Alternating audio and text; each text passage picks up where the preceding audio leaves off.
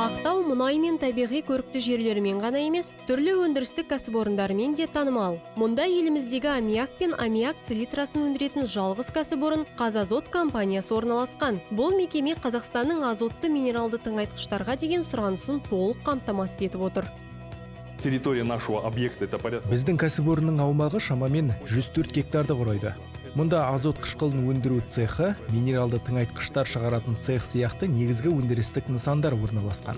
Біздің өндірістегі негізгі шикізат табиғи газ.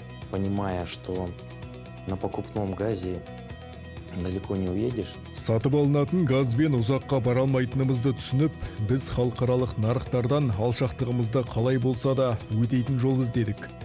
Газ кен орнын алып, жер қойнауын пайдалану туралы келісім шартқа қол қойып, өз газымызды өндіре бастадық. Кейін газды осында тасымалдап, өнімнің өзіндік құнын төмендеттік.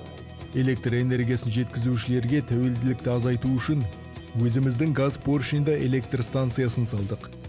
Міне осы жобаны Қазақстан даму банкі қаржыландырды. Как раз таки вот это профинансировал нас Банк развития Казахстана. Мы находимся на газопоршневой электростанции. Біз газ поршенді электр станциясының аумағындамыз. Бұл үлкен көлемдегі іштен жану қозғалтқышы іспетті.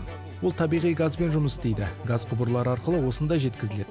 Қондырғыға түскен газ цилиндрлерде жанып, айналмалы күш пайда болады.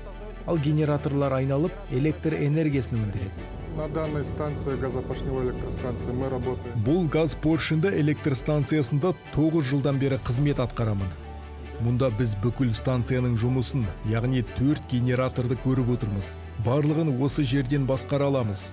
Станция тоқтаусыз тәулік бойы үздіксіз жұмыс істейді. Ал біз 12 сағаттық ауысыммен қызмет атқарамыз. Қазазот компаниясында 1200-ден астам адам еңбек етеді. Мұнда әр қызметкер өз ісінің маманы. Компания әлеуметтік кепілдік саясатын жүйелі түрде жүзеге асырып келеді. Мысалы алғанда жалақы жыл сайын индекстеледі. Санаторий курорттық емделуге арналған төлемдер көбейтілуде, кәсіби өсіп дамуға жағдай жасалып, жас мамандар жұмысқа тартылуда. У нас много молодых специалистов. Бізде жас мамандар өте көп, ұжым үнемі жаңарып отырады. Тәжірибелі мамандар жастарға үйретіп, бағыт-бағдар береді. Бізде тәлімгерлік бағдарламасы да жұмыс істейді. Наставничество. Я работаю вообще... Мен бұл жерде 1985 жылдан бері жұмыс істеп келемін. Училищені бітіре салысымен осы цехқа жұмысқа орналастым. Жас мамандар бізге келеді. Біз оларды үйретудеміз. Кімде ынта бар, кімге бұл мамандық ұнайды, солар қалады. Бастысы біздің кәсіпке деген қызығушылық. Являюсь оператором ГПУ. Менің лауазымым газ өңдеу қондырғысының операторы. Мұнда біз аммиак өндіру процесін толық басқарып отырмыз. Бұл жерде жұмыс істеп жатқаныма 3 жыл болды. Бұған дейін аппаратшы, дала операторы болып жұмыс істедім. Уақыт өте келе тәжірибе жинап, оператор қызметіне көтерілдім. Бүгінде Қазазот акционерлік қоғамы жыл сайын 350 мың тоннадан астам аммиак өнімін өндіреді. Оның негізгі тұтынушылары ауыл шаруашылығы тауарын өндірушілер мен өнеркәсіптік компаниялар. Қазазот акционерлік қоғамының өнімдері ішкі және сыртқы нарықта кеңінен ұсынылған. Біз экспортты егіс маусымы аяқталғаннан кейін бастаймыз. Біздің өнімді экспорттайтын елдер Орталық Азия мемлекеттері Қырғызстан, Тәжікстан, Өзбекстан. Сондай-ақ биыл негізгі клиентіміз Перу болады деп күтілуде. Яғни Оңтүстік Америка, сонымен қатар өніміміз Оңтүстік Африка елдеріне де жөнелтіледі.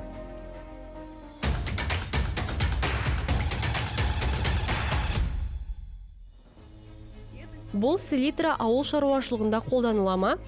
Да, это самое универсальное удобрение. Бұл ең әмбебап тыңайтқыш. Біздің барлық дақылдарға өте жақсы әсер береді. Мысалы бидай, арпаға, тіпті қызанақ пен қиярға да тиімді. Даже помидоры, огурцы. Өзінің ұзақ мерзімді стратегиясында бұл химия кәсіпорны өндірістік қуаттылықты арттыруға, технологиялық жаңашылдықтарға, экспорт көлемін ұлғайтуға басымдық беріп, экологиялық бағдарламаларды жүзеге асыруға ерекше ден қояды.